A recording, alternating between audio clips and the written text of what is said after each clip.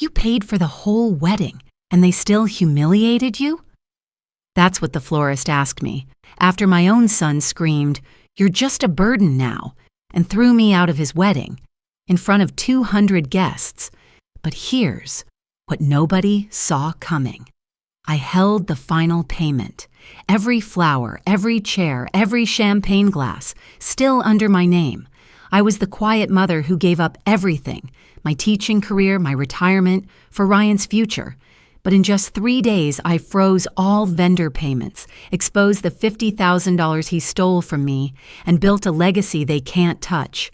The moment my granddaughter whispered, "You're my hero, Grandma," was the moment I knew I didn't lose a son.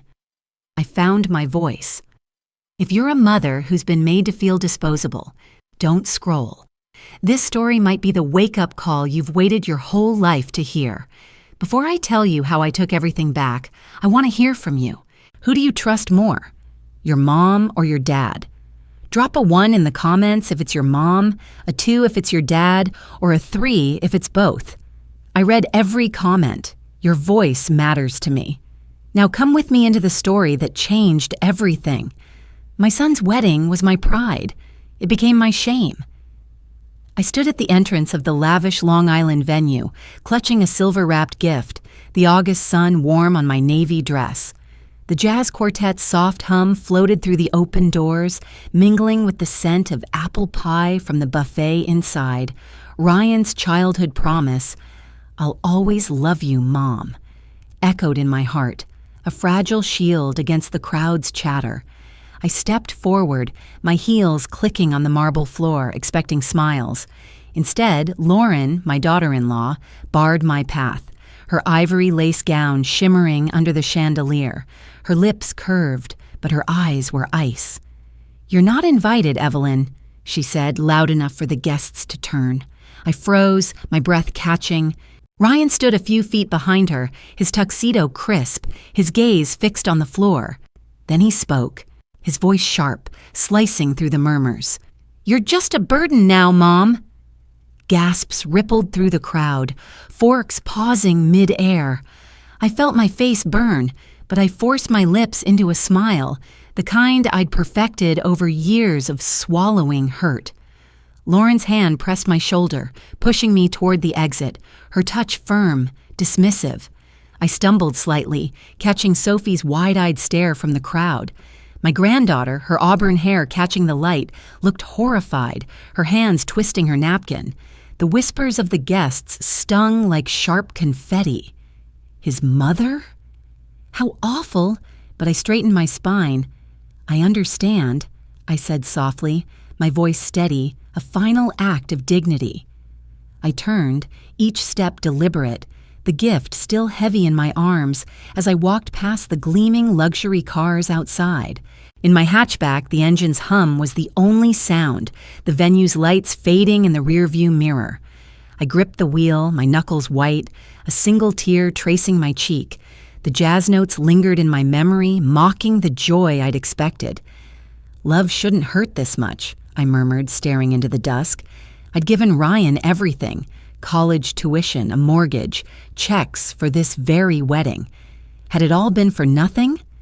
My heart ached with the weight of his words, Lauren's shove, Sophie's stricken face. You ever feel like they've taken everything from you, your pride, your place, only to realize they're still using your name to fund it all?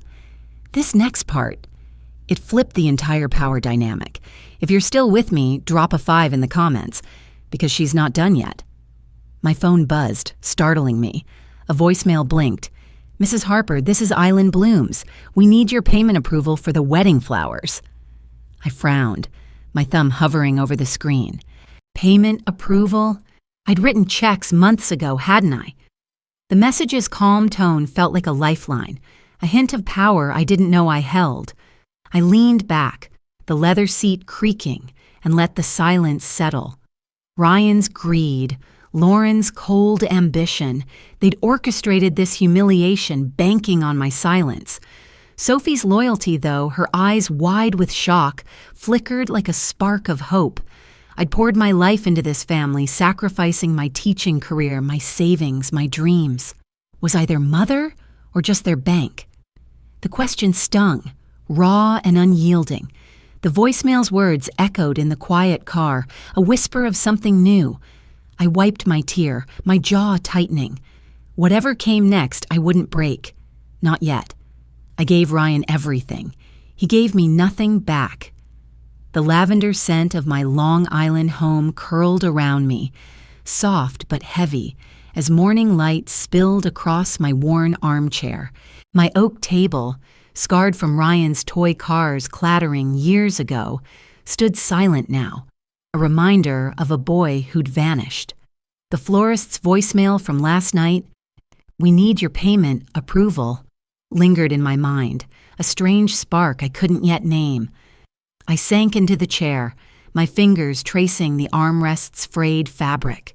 A mug of farmer's market coffee steamed on the table, its bitter aroma grounding me as I replayed the wedding.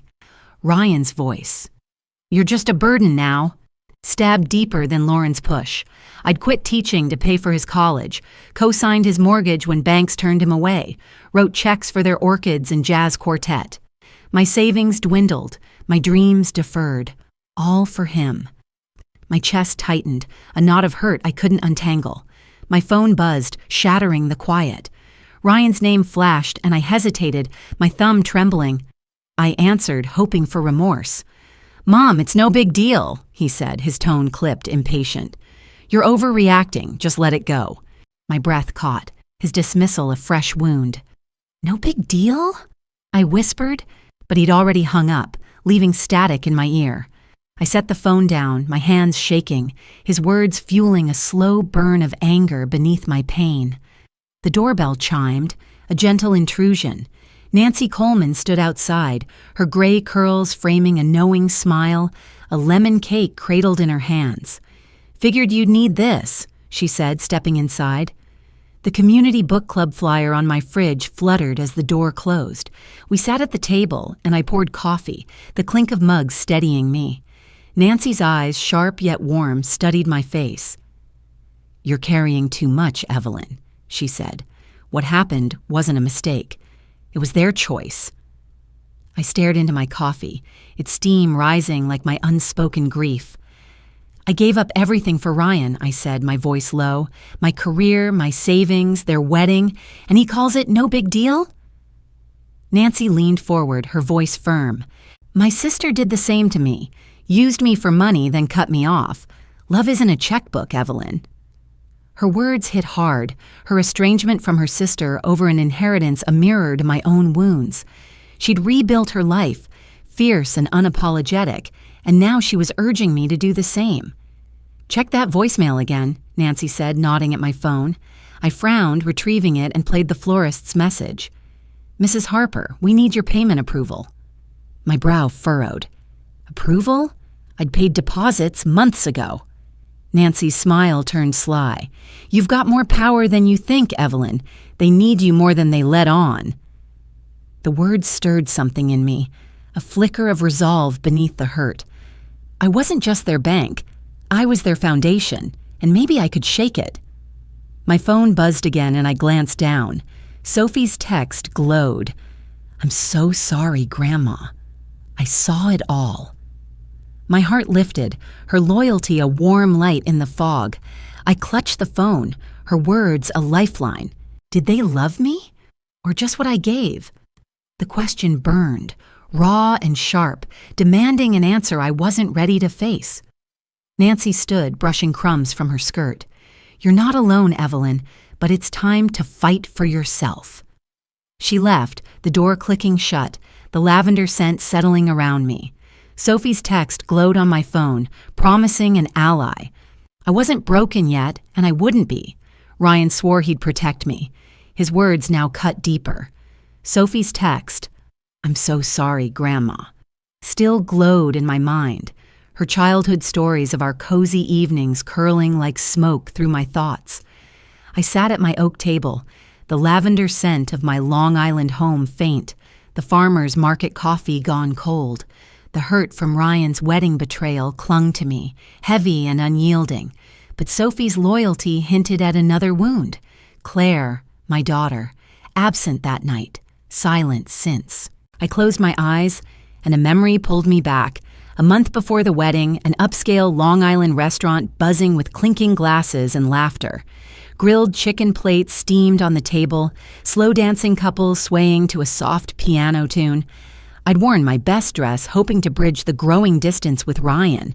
Lauren, her diamond earrings glinting, leaned across the table, her smile sharp. "That dress, Evelyn," she said, loud enough for heads to turn. "So last century." Snickers rippled from nearby guests, my cheeks burning. Ryan, his tie loosened, didn't laugh. He glared, his jaw tight, and snapped, "You never did anything for me, Mom." His words landed like a slap, the restaurant's hum fading to a dull roar. Guests paused, forks hovering, eyes darting. I gripped my napkin, my voice low but steady. "I gave up teaching for your college, Ryan. Your mortgage, this wedding, I paid for it all." He scoffed, leaning back. "You're exaggerating. I made my own way." My heart sank, his denial erasing years of sacrifice. Nancy, sitting beside me, touched my arm, her eyes narrowing. I tried again, my voice trembling. "I lost my career for you, Ryan." He cut me off, his voice rising. "You're holding me back, Mom, always with your guilt trips." The words stung, raw and public. Nancy leaned close, her whisper fierce. "He's not your boy anymore, Evelyn." Her words, shaped by her own sister's betrayal, held a truth I couldn't face. I forced a smile, sipping my water, the glass cool against my lips as the couples danced on, oblivious. Back in my home, the memory faded, leaving a dull ache. I stood, my knees creaking, and wandered to my desk, seeking distraction. A small leather book caught my eye. Claire's old diary, tucked away for years. I opened it, my fingers brushing the faded ink. An entry from her 16th birthday stopped me cold. Mom didn't come. Work again. Does she even care? My breath hitched. I'd missed that day, working overtime to cover Ryan's tuition, never explaining why. Claire's hurt, scrawled in loopy script, mirrored my own. I sank into my chair, the diary heavy in my hands.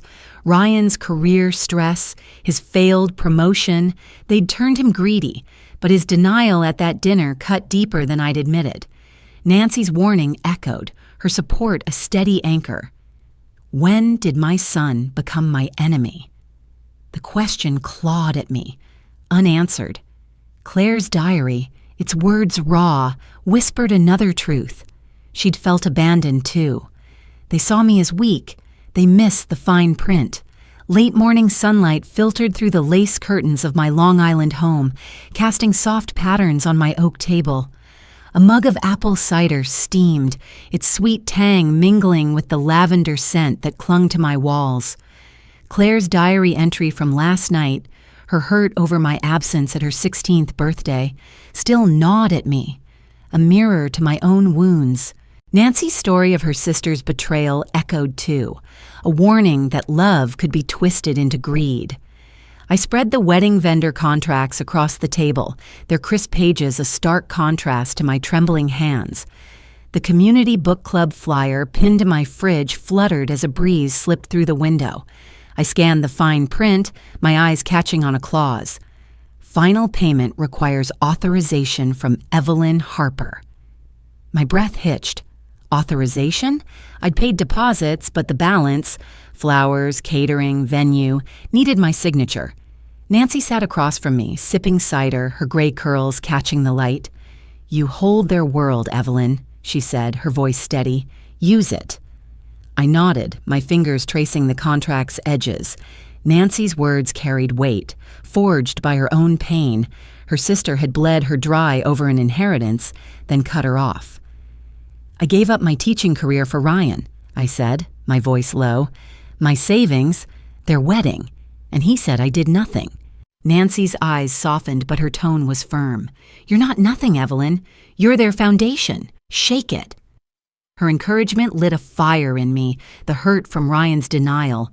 "You never did anything," turning to a slow, burning anger. My phone buzzed, and I glanced at the screen. Sophie's text glowed. "You're the best, Grandma." Dad's wrong.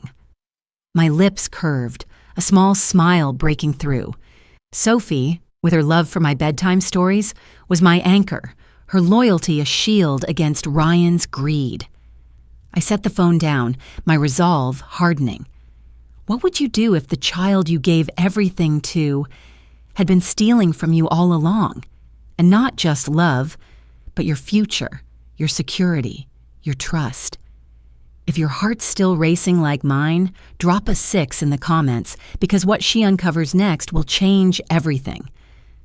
I flipped through the contract folder, searching for clarity, when a bank statement slipped out. My eyes widened. A withdrawal. $50,000 from my savings, dated last year, marked by Ryan's name. No consent, no warning.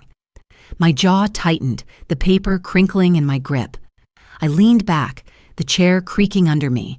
Ryan's denial at that restaurant, his voice dripping with arrogance, replayed in my mind. He'd taken more than I knew, banking on my silence. Nancy watched me, her cider mug paused mid-air. "You see it now, don't you?" she said. I nodded, my voice barely a whisper. He's been stealing from me. Have I ever been enough for them? The question seared my heart, raw and relentless. The bank statement crumpled in my fist, my eyes blazing. I wasn't weak anymore. Not today. One call broke their perfect facade. They'll feel it now. The bank statement from yesterday, Ryan's $50,000 theft from my savings, burned in my mind, a betrayal sharper than his wedding words. Claire's diary, with its scrawled hurt over her missed 16th birthday, whispered of her own pain, a chance for us to mend. I sat in my hatchback, the engine idling, Manhattan's skyline looming as I headed to Karen Patel's office. Her sleek office hummed with the city's pulse, a Starbucks cup steaming on her desk, its caramel scent cutting through the sterile air. Karen, her dark hair pulled tight, flipped through my vendor contracts, her pen tapping rhythmically. "You're the key, Evelyn," she said, her voice crisp. "Every payment, flowers, catering, venue, needs your signature." My heart raced, the weight of Ryan's theft fueling my anger. "They thought I'd just pay and disappear," I said, my fingers clenching. Karen nodded, her eyes sharp. "Freeze the payments. Let them feel it." I picked up my phone, dialed the vendors, and canceled the authorizations, my voice steady. "Hold all payments until I say otherwise," I told the florist, the caterer, the venue. Karen smiled, a rare crack in her professional mask. "You've just flipped their world." I drove back to Long Island, the sunset painting the sky orange, my hands tight on the wheel. At the community center, bingo night was in full swing, teacups clinking, laughter rising over the caller's voice. Dorothy Evans and Ruth Thompson waved me to their table, their silver hair glowing under the fluorescent lights. "Heard about the wedding, Evelyn," Dorothy said, her eyes twinkling. "You're no pushover." Ruth nodded, passing me a cookie. "You showed them." Their words warmed me, their solidarity a balm against Ryan's betrayal. My phone rang and Claire's name flashed. I hesitated, then answered. "Mom, I'm sorry," she said, her voice shaky. "I didn't know how much you gave up for us. I was wrong." My throat tightened, guilt mixing with my anger. She'd thought I'd chosen work over her birthday, not knowing it was for Ryan's tuition. "We'll talk soon, Claire," I said softly. My heart softening, but my resolve firm. Back home, the lavender scent greeted me, the house quiet except for the fridge's hum. As I set my purse down, a folded note slipped under my door, the paper stark against the wood. I opened it, my pulse quickening. Urgent. Contact Mrs. Harper. Payment overdue. Island blooms. A smirk tugged at my lips, the chaos I'd unleashed now real. Ryan and Lauren, with their perfect Instagram wedding, were scrambling, their vendors turning to them. I held the note, my fingers steady, feeling the weight of my power for the first time. I sank into my armchair, the note in my lap. Ryan's theft, his denial. "You never did anything," stoked my fury, but Claire's call and Dorothy's praise tempered it with hope. Did Ryan know how much he stole from me? The question seared, demanding justice. The note's words pulsed, a sign his world was unraveling, and I was the one pulling the strings. Ryan's old words cut deeper than his silence today. The vendor's note from yesterday, urgent contact Mrs. Harper, sat on my Long Island kitchen counter, a quiet testament to the chaos I'd unleashed by freezing the wedding payments. The bank statement, with Ryan's $50,000 withdrawal, hinted at a betrayal I hadn't yet fully grasped. Evening light spilled through my window, the desk lamp casting a warm glow over my oak table, where a jazz radio station hummed softly, its notes weaving through the lavender-scented air. I rummaged through my desk drawer, seeking vendor receipts, when my fingers brushed a folded letter, its edges yellowed. I unfolded it, my breath catching. Ryan's college scrawl stared back. "Thank you, Mom, for giving up your savings. I'll make you proud." My heart twisted, the words a cruel echo of the boy I'd raised, now replaced by the man who called me a burden. I'd sacrificed my teaching career, my retirement for his education, and he knew it all along. My hands trembled, the paper crinkling, as anger surged over my grief. My phone buzzed, Ryan's name flashing like a warning. I answered, bracing myself.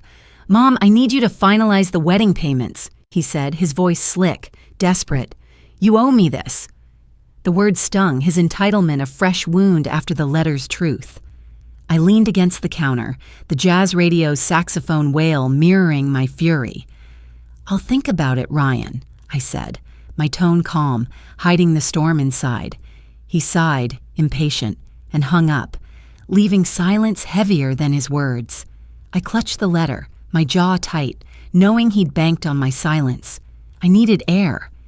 I met Nancy at a park bench down the street, autumn leaves crunching under my boots, the air crisp with fall's bite. She sat wrapped in a scarf, her gray curls catching the fading light. "Ryan called me," she said, her voice low, eyes sharp. "He's fishing, Evelyn. Wanted to know if you're planning anything." My pulse quickened. Nancy's own betrayal, her sister's greed over their parents' inheritance, gave her words weight. "He's scared," she added, leaves rustling as she leaned closer. "You've got him cornered." I nodded, the letter's truth burning in my coat pocket. Can love survive a lie that big? The question pulsed, raw and unyielding. I stood, my boots grinding leaves into the path. Nancy's words lingered. Ryan's fear was my weapon now. I wasn't just grieving, I was ready to fight. Ryan came with lies. He left with my broken heart. The college letter, "Thank you, Mom," still stung, its gratitude a cruel contrast to his wedding betrayal. Midday light poured into my Long Island home, apple cider steaming on the porch table, its sweet scent clashing with my bitter anger. A PTA fundraiser poster fluttered on my fridge, a reminder of the community I'd leaned on since freezing Ryan's wedding payments. The doorbell rang, sharp and uninvited. Ryan stood on my porch, lilies clutched in his hands, his suit rumpled, eyes darting. "Mom, we need to talk," he said, his voice too smooth, like he was selling something. I let him in, my arms crossed, the lavender air thick between us. He paced my living room, gesturing to my desk. "Let me manage your accounts, Mom. It's easier for you." I leaned against the counter, my jaw tight. "I'm fine, Ryan," I said, my voice cool, deflecting his charm. His eyes narrowed, and he grabbed a framed family photo from my shelf. Me, Ryan, Claire, and Sophie, smiling at a 4th of July picnic. "This means nothing," he snapped, tearing it in half. The rip echoed, my heart lurching as the pieces fluttered to the floor. I froze, my breath shallow, fury surging. "You don't get to erase us," I said, my voice low but sharp. Ryan scoffed, tossing the lilies on the table. "You're making this harder than it needs to be, Mom." He stormed out, the door slamming, leaving the torn photo like a wound. I knelt, my fingers brushing the jagged edges, grief and anger warring inside me. A soft knock broke my thoughts. Sophie slipped inside, her auburn hair loose, a handmade bracelet gleaming on her wrist. "Dad's wrong, Grandma," she said, her voice fierce. "You're epic." She hugged me, tight and warm, sharing Lauren's panic over vendor calls. Mom's freaking out about the flowers. I smiled, Sophie's loyalty a balm, her love for my bedtime stories binding us closer. I touched her bracelet, its beads cool, my resolve hardening. Later, at the community center, the soft chatter of neighbors filled a quiet corner. Nancy slid into the seat beside me, her gray curls bouncing, and handed me her phone. "Listen to this," she said, playing a recorded call. Ryan's voice snarled, "Pay up or you'll regret it." My stomach twisted, his desperation raw, aggressive. Nancy's eyes gleamed. "He's cornered, Evelyn. You've got him." Her own betrayal, her sister's greed over their inheritance, gave her words steel, bolstering my fight. I walked home, the torn photo heavy in my pocket. Ryan's career pressure had twisted him, but tearing our past was a line he couldn't uncross. Sophie's bracelet, Nancy's support, they anchored me. When did my son learn to hurt me so easily? The question seared, unanswered. The torn photo lay on my floor, a symbol of my resolve, as I vowed to keep fighting. My future's locked away. They'll never touch it now. The torn family photo from Ryan's visit yesterday lay in my desk drawer, its jagged edges a stark reminder of his betrayal. His voice on that recorded call, "Pay up or you'll regret it," hinted at a man unraveling, his desperation my leverage. I stood in Lisa Nguyen's polished Manhattan law office, the buzz of a coffee shop drifting through the window, a charity gala invite gleaming on her desk. Lisa, her suit crisp, slid a stack of documents toward me, her pen clicking softly. "Your charitable foundation and trust are airtight," she said, her voice steady. "No one can challenge you now, Evelyn." I exhaled, my fingers brushing the papers. I donated a chunk of my remaining savings to a charity for single mothers, a legacy born from my own sacrifices, giving up my teaching career, my retirement for Ryan and Claire. The coffee machines outside hissed, their rhythm grounding me as I signed, each stroke a wall against Ryan's greed. "You've built a fortress," Lisa added, her eyes meeting mine, a rare warmth breaking her efficiency. I left her office, the city's pulse thrumming, my steps lighter, but my resolve ironclad. I drove to Ryan's Long Island office, a sterile building with glass doors, determined to confront him about the $50,000 he stole from my savings. The receptionist waved me in, her smile tight. Ryan sat at his desk, papers scattered, his tie askew. "Mom, what are you doing here?" he snapped, his eyes bloodshot. I held up the bank statement, my voice calm but sharp. "You took my savings, Ryan. Why?" His face twisted and he stood, towering over me. "You're irrelevant now, Mom!" he shouted, shoving me toward the door. I stumbled, catching the frame, my heart pounding. The office went quiet, heads turning. Thomas, my husband, appeared in the hallway, his accounting briefcase in hand, his face paling as he saw me. "Evelyn," he said, his voice soft, pained. I straightened, my eyes locked on Ryan's, refusing to flinch. "You can't erase me," I said, my words cutting through the tension. Ryan slammed his desk, papers fluttering. "Get out!" he roared. I walked out, head high, Thomas following. Outside, he touched my arm, his gray eyes heavy with remorse. "I've been blind, Evelyn," he said. "Work took me away from you, from the kids. I'm sorry." His words, born from years neglecting family milestones for his firm, stirred a flicker of hope. But my anger at Ryan burned brighter. Back home, Nancy welcomed me with tea, her cozy kitchen warm with cinnamon. A charity gala invite sat on her counter, a nod to my new legacy. "You're unstoppable, Evelyn," she said, raising her mug, her gray curls bouncing. She pulled out her phone, showing a leaked email from Lauren to the vendors, blaming me for the payment freezes. "Evelyn's sabotaging our wedding." The lies spread online, comments piling up, but Nancy grinned. "They're crumbling, and you're standing tall." Her loyalty, forged through her own sister's betrayal, fueled my defiance. I sipped my tea, the steam curling upward, my fingers steady. Ryan's expulsion, his cruel words, "You're irrelevant," ignited my resolve, but Thomas's awakening and Nancy's toast softened the edges. Can family survive without trust? The question lingered, sharp and unyielding. The email's lies glowed on my phone, a spark for justice, and I knew the fight wasn't over. Ryan's lies crumbled.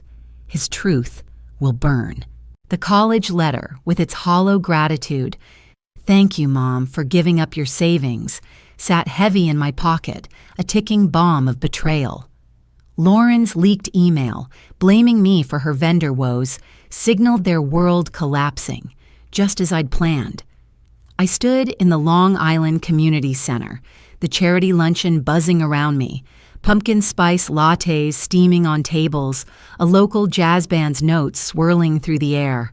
Dorothy Evans and Ruth Thompson pulled me to their table, their silver hair catching the light. "Evelyn, you're a quiet hero," Dorothy whispered, her eyes twinkling. "Ryan's lawsuits are all over town. His job offer's gone." Ruth nodded, passing me a latte, its warmth seeping into my hands. "You showed them," she said. Their praise, born of years watching family dramas unfold, steadied me, but my heart still grieved the son I'd lost. The jazz band's saxophone wailed, echoing my resolve, tempered by sorrow. I sipped the latte, its spice sharp, as whispers spread. Ryan and Lauren's perfect image was fracturing. I drove home, twilight casting a soft glow over my lavender-scented house. Candles flickered on my table, their light dancing across the oak. A knock startled me, and Claire stood at my door, her eyes red, clutching Ryan's letter. "He knew your sacrifices, Mom," she said, her voice breaking. "All those years he knew you gave up your retirement for him." I took the letter, my fingers trembling, the words blurring through tears. Claire hugged me, her warmth a lifeline. "I was wrong, too," she admitted, her voice soft. "I thought you missed my 16th birthday for work. I didn't know it was for Ryan." Her remorse, raw from that misunderstanding, mended something in me, her support a spark of hope. The phone rang, Karen Patel's name flashing. "Lawsuits are hitting Lauren's parents now," she said, her tone crisp. "Their social status is crumbling, Evelyn. You've won." I nodded, the candlelight steadying me, but Ryan's letter burned in my hand. I'd wanted justice, but the cost, losing my son, cut deep. How do you forgive a son who chose to hurt you? The question gnawed, unyielding. I returned to the community center for the luncheon's closing, the jazz band softer now, plates clinking. Ryan burst in, his suit wrinkled, eyes wild. "She's always been selfish," he shouted, pointing at me, his voice cracking. Guests froze, murmuring in shock, latte cups pausing mid-air. "You're ruining everything, Mom," he raged, blaming me for his downfall. My heart pounded, but I stood tall, my voice calm. "You knew what I gave, Ryan," I said, holding up the letter. His face paled, the crowd's whispers turning sharp. Dorothy gripped my hand, Ruth nodding. "You're stronger than he'll ever know." I left, the jazz fading behind me, Ryan's outburst echoing.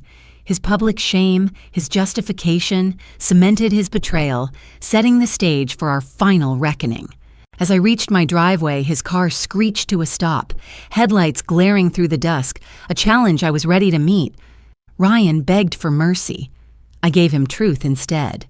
The wedding's humiliation, his cruel shout, "You're a burden," replayed as I stood on my Long Island front porch, dusk settling around me. The letter's broken promise, "I'll make you proud," fueled my resolve. Barbecue smoke drifted from a neighbor's yard, mingling with the chirp of crickets. Farmers' market bags rested by my door, their canvas worn but sturdy, like me. Ryan's car screeched to a stop, headlights cutting through the twilight. He stumbled onto the porch, his suit wrinkled, eyes wild with desperation. "Mom, you have to fix this," he pleaded, his voice raw. "Save my job. Release the payments." I stood tall, my hands steady, the weight of his betrayal, his theft, his insults, his torn photo anchoring me.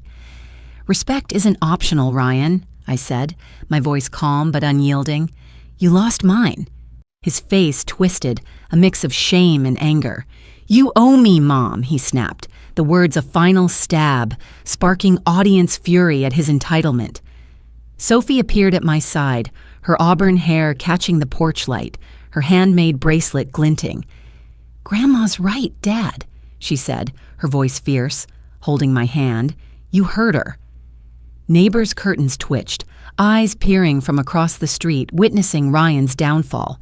He spun towards Sophie, his voice cracking. "You're all against me," he shouted, his hands shaking. I saw the boy I'd raised, laughing at our 4th of July picnics, clinging to my stories, buried under his greed, lost to his failed promotions pressure. My heart ached, but I wouldn't bend. I turned to the small fire pit on my porch, its embers glowing. I pulled the family photo album from my bag, its leather worn from years of love. I opened it, keeping Claire's and Sophie's pictures, and fed the rest, Ryan's childhood, our old smiles, into the flames. "Your betrayal ends here," I said, the pages curling to ash, the smoke sharp in my throat. Ryan's eyes widened, his breath hitching, and he stumbled back, defeated. Sophie squeezed my hand, whispering, "I recorded him, Grandma. For you." Her loyalty, rooted in our storytelling nights, warmed me, a beacon of hope. Ryan fled to his car, the engine roaring as he sped away. I stood, the fire pit's glow fading, my heart lighter but still heavy with grief. Is family what you're given, or what you choose? The question lingered, its answer clear in Sophie's grip, the neighbor's silent support. As I turned to go inside, a note slipped under my door, the handwriting familiar. "I'm proud of you, Evelyn, Thomas." My lips curved, a spark of warmth in the dusk. I didn't just survive, I built a family that sees me. The ashes of the burned photo album, scattered by last night's breeze, marked my freedom from Ryan's betrayal. My charitable donation to single mothers, signed weeks ago, promised a legacy beyond his greed. I stood in the Long Island bank, morning light streaming through tall windows, the soft hum of fluorescent lights blending with the clink of a glass of iced tea on James Carter's desk. James, his tie neatly knotted, slid a folder toward me, his smile kind.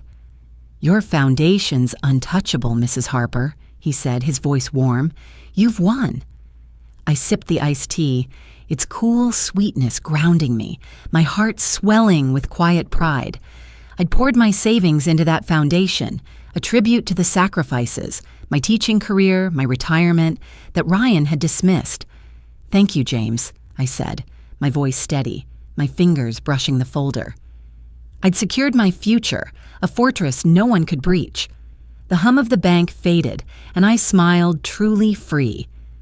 I drove to the community center, its warmth wrapping around me like a quilt. A community quilt display hung on the walls, vibrant patches stitched with care, clinking glasses echoing from a small gathering. Claire met me at the door, her eyes bright, her arms pulling me into a hug. "I'm here, Mom," she whispered. "I see you now." Her voice trembled, her remorse for misunderstanding my absence at her 16th birthday, a day I worked to pay Ryan's tuition, melting away. I held her tight, my throat tight with gratitude. Sophie bounded over, her auburn hair bouncing, and slipped a handmade bracelet onto my wrist. "You're my hero, Grandma," she said, her grin wide. The bracelet's beads gleamed, inscribed with "Forever," a symbol of enduring love that warmed my heart. We sat by the quilt display, the center's chatter, a soft hum. News trickled in. Ryan and Lauren faced mounting lawsuits, their social status in tatters. The pain of Ryan's expulsion, "You're irrelevant," lingered, but it no longer bound me. Thomas joined us, his gray hair tousled, his hand resting on mine. "I've missed so much," he said, his voice thick with regret for the family milestones lost to his accounting firm. "I'm here now, Evelyn." His support, slow but sincere, added a layer of redemption to my victory. I leaned against him, Sophie's bracelet cool on my wrist, Claire's smile steady. I stood tracing the quilt stitches, each one a story of resilience. I didn't lose a son, I said softly, my voice clear. I found myself. The words settled, a truth forged through pain. What's a legacy worth without love? The question rose, its answer in the faces around me: Claire's compassion, Sophie's loyalty, Thomas's renewal. Ryan's downfall, sealed by his greed, was his own making. As I left, a letter slipped into my mailbox, its envelope crisp. I opened it, my pulse quickening. An invitation to a community award ceremony honoring my charity work. I smiled, the quilt's colors lingering in my mind, a promise of celebration to come. I lost a son, but gained a family who respects me. The sting of Ryan's betrayal at his wedding, his cruel shout, "You're a burden," had dulled, replaced by the warmth of Sophie's handmade bracelet and the quiet pride of my charitable foundation for single mothers. Morning light streamed into my Long Island home, the scent of blueberry muffins baking in the oven curling through the air, mingling with the soft hum of a jazz playlist on my old radio. I stood at the kitchen counter, my hands dusted with flour, my heart lighter than it had been in years. For so long, I'd carried the weight of Ryan's greed, Lauren's cold dismissal, and my own sacrifices. My teaching career, my retirement savings, all poured into a family that had pushed me aside. Now, surrounded by the gentle chaos of my chosen family, I felt truly free. Nancy Coleman swept through the door, her gray curls bouncing, a mischievous grin on her face. "Smells like a bakery in here, Evelyn," she teased, plucking a warm muffin from the tray I'd just set out. "You're a legend, you know that?" I laughed, brushing flour from my apron, the sound foreign but welcome after months of silence. Claire and Sophie sat at my oak table, its scars from Ryan's childhood toy cars, softened by the morning glow. They were deep in a story about our old beach trips, Sophie's giggles rising as Claire mimicked my attempt to build a sandcastle that collapsed in a soggy heap. "Love without respect is theft," I said, my voice soft but steady, a truth carved from the pain of Ryan's betrayal. The words hung in the air, and Claire's eyes met mine, her gratitude clear, her remorse for misunderstanding my absence at her 16th birthday, now healed. She'd thought I'd chosen work over her, not knowing I was working overtime to cover Ryan's college tuition. Sophie, her auburn hair catching the light, nodded, her bracelet glinting. A gift she'd made for me, a symbol of hope that warmed my heart. Thomas slipped into the kitchen, his gray hair tousled from a morning walk, a shy smile softening his usually stern face. "I see your strength now, Evelyn," he said, his hand closing over mine, warm and calloused from years at his accounting firm. "I'm sorry I missed it for so long." His voice cracked, heavy with regret for the family milestones he'd let slip away, consumed by work. I squeezed his hand, the jazz playlist's saxophone weaving through our renewed bond, a melody of forgiveness. "You're here now," I said, my eyes meeting his, a flicker of the young couple we'd once been, dancing in our tiny apartment, dreaming of a future we couldn't yet see, stirring in my chest. We sat together, muffins crumbling on plates, the table alive with chatter. Nancy tossed a playful jab at Thomas for his terrible pancake-making skills, and Sophie begged for another story about the time I got stuck in a kayak during a family vacation. Claire laughed, her head thrown back, the tension of our past misunderstandings gone. This was family, not the one I was born into, but the one I'd chosen, built on trust and respect. I leaned back in my chair, the wood creaking under me, and savored the moment.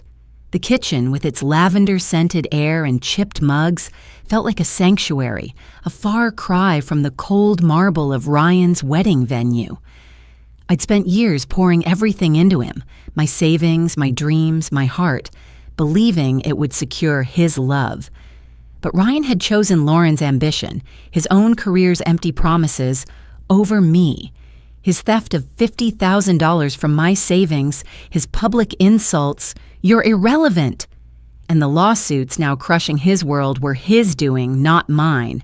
I'd frozen those vendor payments, built my foundation, and burned the album that tied us to his betrayal. The pain lingered, a faint bruise, but it no longer defined me.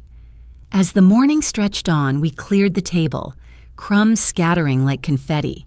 Nancy suggested we head to the community center for the award ceremony, her eyes gleaming with pride. "They're honoring you, Evelyn," she said, waving the invitation letter I'd received yesterday. "Time to show the world what you're made of." I hesitated, my fingers brushing Sophie's bracelet, its beads cool against my skin. I'd never sought the spotlight, content to stay in the shadows, giving to others. But Claire nodded, her smile gentle. "You deserve this, Mom," she said, her voice firm. Thomas stood, offering his arm, a playful bow in his gesture. "Let's go, community champion," he said, echoing the letter's title. Sophie clapped, already halfway to the door, and I followed, my heart swelling with a quiet joy. The community center glowed with life, its familiar halls decked with fairy lights for the ceremony, a vibrant quilt stitched by local hands hanging proudly on the wall. Glasses clinked, soft applause rippling through the crowd as neighbors greeted me with warm smiles. Dorothy Evans and Ruth Thompson, my steadfast friends from bingo nights, pulled me into hugs, their silver hair catching the light. "You're our hero, Evelyn," Dorothy said, her voice thick with emotion. Ruth winked, handing me a cup of cider. "Took down that fancy wedding without breaking a sweat," she teased, her words laced with admiration. Their support honed through years of watching families rise and fall, wrapped around me like a shawl. I took my seat, Sophie on one side, Claire on the other, Thomas and Nancy behind us. The jazz band struck up a lively tune, its notes dancing through the room, a reminder of the music that had once mocked me at Ryan's wedding. Now, it felt like a celebration, a soundtrack to my liberation. The center's director stepped to the podium, her voice clear over the hum of the crowd. "We're here to honor Evelyn Harper, our community champion," she said, holding up the award, a polished plaque engraved with my name. Applause swelled and I stood, my knees trembling but my head high. Sophie's bracelet gleamed, Claire's hand squeezed mine, and Thomas's proud nod steadied me. At the podium, I looked out at the faces, friends, neighbors, my family. "Family is who respects you," I said, my voice ringing true, each word a piece of the journey I'd traveled. I gave everything to those who didn't see me, but I found strength in those who did. I gestured to Claire, Sophie, Thomas, Nancy, the crowd murmuring in agreement. "This award isn't just mine, it's ours for building something real." The applause rose, a tide of warmth washing over me, my heart full. I stepped down, the plaque heavy in my hands, a symbol of a legacy I'd never imagined. Back at our table, Nancy raised her glass, her grin wide. "To Evelyn, who turned pain into power," she toasted, her voice carrying over the chatter. Claire leaned close, her eyes misty. "I'm so proud of you, Mom," she said, her hand on my arm. Sophie hugged me, her bracelet pressing against my wrist. "You're the best, Grandma," she whispered, her joy infectious. Thomas smiled, his hand finding mine again, his commitment a quiet anchor. We laughed, shared stories, the quilt's colors vibrant behind us, each stitch a testament to resilience. As the ceremony wound down, I stepped outside, the evening air cool against my skin. The community center's lights glowed behind me, the jazz band's final notes fading.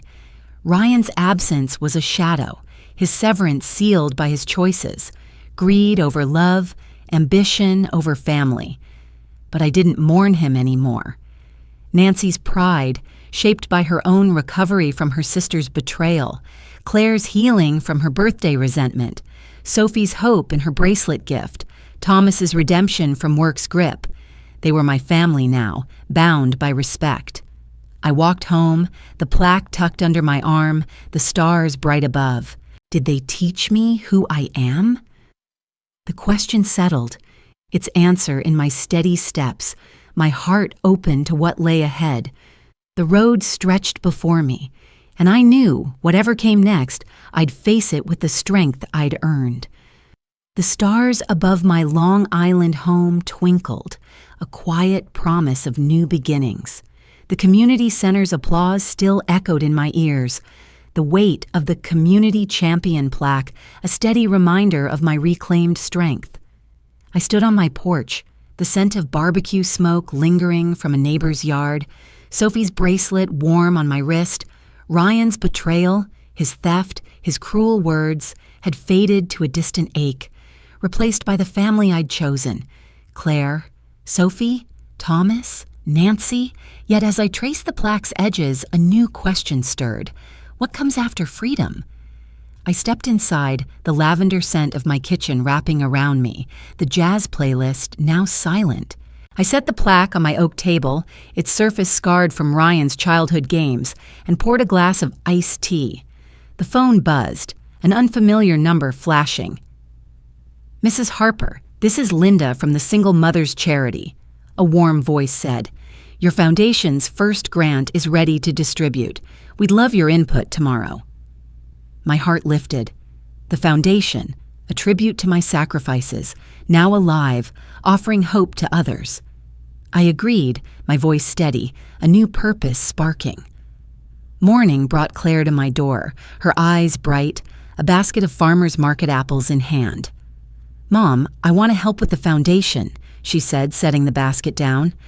Her remorse over misunderstanding my absence at her 16th birthday had transformed into fierce support. "You've done so much for others," she added, her voice soft. I smiled, touching her arm, but a shadow crossed my mind. Ryan's lawsuits were still unresolved, his silence a looming threat. "Let's do this together," I said, my resolve firm, tempered by a flicker of unease. At the community center, the air hummed with chatter, a quilt display vibrant on the walls. Nancy joined us, her gray curls bouncing as she teased, "Evelyn, you're turning into a philanthropist." Sophie trailed behind, her bracelet glinting, her loyalty a constant warmth.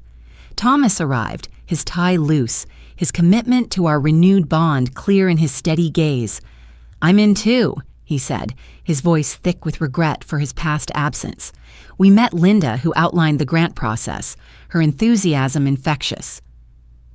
"Your story's inspiring them, Evelyn," she said, gesturing to a group of young mothers in the room. I nodded, my chest tight with gratitude, but my thoughts drifted to Ryan. His career collapse, his public shame. Could he strike back? As we left, a man in a suit approached, his face unfamiliar but sharp. "Mrs. Harper, I'm from Ryan's legal team," he said, handing me a letter. My pulse quickened as I opened it. A demand to release the frozen vendor payments, threatening legal action. Claire's face paled. Sophie's hand found mine, and Thomas's jaw tightened. "He's desperate," Nancy whispered, her own betrayal by her sister, giving her words weight. What does freedom cost when the past fights back? The question hung, sharp and unyielding. The letter crinkled in my hand, its threat a spark in the quiet. Ryan's shadow lingered, but I wasn't alone anymore. I stood with my family, ready for whatever came next. Ryan's shadow loomed again, but I wouldn't bend. The legal letter from yesterday demanding I release the frozen wedding payments crinkled in my hand as I stood in my Long Island kitchen, the scent of lavender faint under brewing coffee. Sophie's bracelet, its forever beads warm on my wrist, reminded me of the family I'd built. Claire, Sophie, Thomas, Nancy, stronger than Ryan's threats. Yet the letter's warning of a lawsuit stirred a new fear. Could he unravel my foundation's work?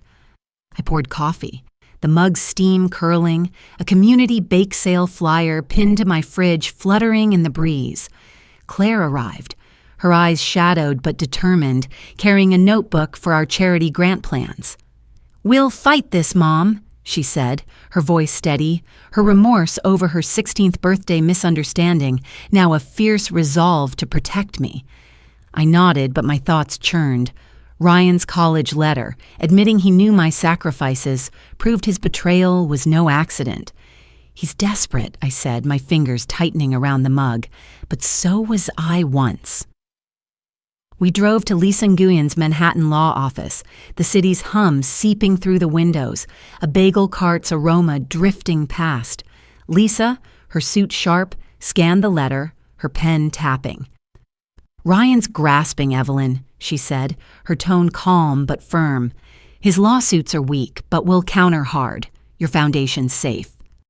Her efficiency, honed from protecting clients like me, steadied my nerves, but my anger at Ryan's audacity, "You're irrelevant," flared anew. I signed her counterclaim, my hand steady, a vow to shield my legacy for single mothers. Back in Long Island, we gathered at Nancy's cozy home, her living room warm with cinnamon candles, a local craft fair poster on her wall. Thomas sat beside me, his hand on mine, his regret for neglecting our family fueling his support. Sophie, sketching in a corner, looked up, her bracelet glinting. "Grandma, you're tougher than Dad," she said, her grin fierce, her loyalty rooted in our storytelling nights. Nancy poured tea, her gray curls bouncing. "Ryan's digging his own grave," she said, her own sister's betrayal giving her insight. "You're untouchable, Evelyn." As we planned the charity's next steps, my phone buzzed, a news alert flashing. "Local couple faces fraud allegations over unpaid wedding vendors." My breath caught. Ryan and Lauren's names blazed in the headline, their downfall now public. Claire's eyes widened, Thomas's jaw clenched, and Sophie's pencil paused. "It's over for them," Nancy said, her voice low. But a chill ran through me. What if Ryan's desperation turned vengeful? What's the price of justice when it stirs a wounded beast? The question hung, sharp and urgent. The alert's words glowed on my screen, a warning of a storm brewing. I stood with my family, but Ryan's next move was a shadow I couldn't ignore. The storm was coming, but I stood firm. The news alert about Ryan and Lauren's fraud allegations still glowed in my mind, a warning of their desperation. But Sophie's bracelet on my wrist and my foundation's growing impact anchored me. I sat in my Long Island living room, the morning light soft through lace curtains, the scent of fresh coffee mingling with lavender. The bake sale flyer on my fridge fluttered, a reminder of the community that had crowned me their champion. I sipped my coffee, its warmth steadying my hands, but my thoughts churned. Ryan's legal threat, his voice snarling, "You're irrelevant," echoed, a reminder of his betrayal, his theft of my savings.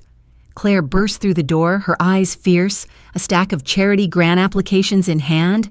"Mom, we're making a difference," she said, her voice bright, her remorse over her 16th birthday misunderstanding now a fierce commitment to my work. "Ryan can't touch us." I smiled, but a knot tightened in my chest. His desperation could turn darker than lawsuits. We drove to the community center, its halls buzzing with a weekend craft fair, tables laden with homemade jams and knitted scarves. Nancy met us, her gray curls bouncing, a playful grin on her face. "You're unstoppable, Evelyn," she said, passing me a cider. Her own sister's betrayal gave her words weight, her loyalty a steady light. Sophie trailed behind, her bracelet glinting, sketching a poster for the charity. "Grandma, you're my hero," she said, her voice soft, her love for our storytelling nights binding us. Thomas joined, his tie loose, his hand brushing mine. "I'm with you, Evelyn," he said, his regret for years lost to his accounting firm now a vow to stand by me. As we reviewed grant applications, a commotion erupted outside. I stepped to the window, my heart racing. Ryan stood in the parking lot, his suit disheveled, shouting at a vendor on his phone, "I'll make her pay." His words, raw with fury, chilled me, evoking a surge of indignation. Claire gripped my arm. Sophie's eyes widened and Thomas's jaw clenched. "He's unhinged," Nancy whispered, her voice low. The vendor, a florist I recognized, hung up, and Ryan's gaze locked on me through the glass, a storm brewing in his eyes. Back inside, I sat, my hands steady despite the fear. Ryan's public rage, his refusal to accept his downfall, threatened everything I'd built. But Claire's support, Sophie's hope, Thomas's commitment, and Nancy's wisdom held me firm. What does it take to outlast a storm you once loved? The question burned, its answer in my unyielding spirit. A text buzzed on my phone, Lisa Nguyen's name flashing. Urgent meeting tomorrow, Ryan's escalating. The words pulsed, a new challenge rising, but I wasn't alone anymore. The glow of Sophie's bracelet and the weight of my community champion plaque linger in my heart, a quiet triumph over Ryan's betrayal and his final desperate threats. I stand stronger now, surrounded by Claire's compassion, Sophie's hope, Thomas's renewed love, and Nancy's unwavering loyalty, a family forged not by blood but by respect. In life, family isn't just who we're given, it's who we choose to cherish through forgiveness and understanding. Like the blueberry muffins we shared around my table, love grows when we nurture it with honesty, even through pain. Ryan's choices taught me that letting go can be an act of strength, opening doors to new bonds. If this story touched you, please share your own family memories in the comments. I'd love to hear your voice. Let's keep building connections that matter.